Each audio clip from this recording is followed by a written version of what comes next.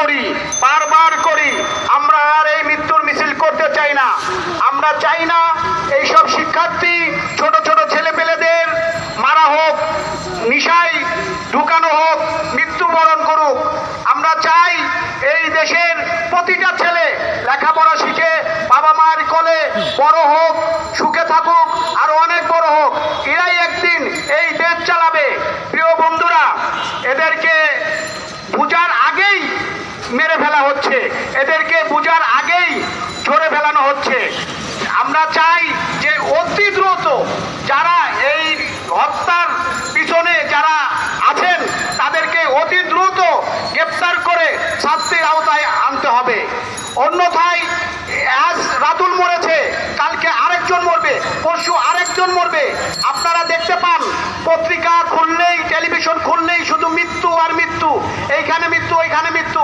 কিন্তু এত মৃত্যু কেন?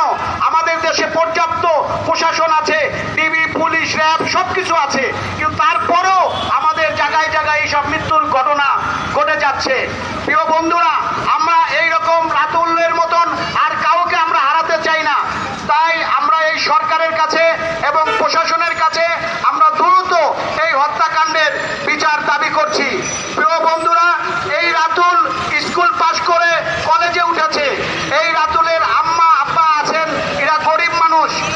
আজ এই যে আমরা এখানে একটা মানববন্ধন করছি, আমরা একটা সংগঠনের লোক, বাংলাদেশ যুব ইউনিয়নের নেত্রী ছিলেন এই রাবেয়া আপা। এই রাবেয়া আপার ছেলে মৃত্যুবরণ করেছে, তাহলে সে আমাদের ছেলে।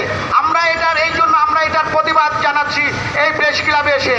প্রিয় বন্ধুরা, আমরা এটার প্রতিবাদ জানাচ্ছি। এমন এমন ঘটনা আছে দূরে দূরে যে তাদের কোনো লোক নেই, তারা প্রতিবাদ জানানোর মতন কোনো লোক খুঁজে পায় না, কোনো লোক আসে না, কিন্তু তাদের বিচার আচার এগুলো ডেকেই থাকে, তাদের এই মৃত্যু কেউ জানতে পারে না।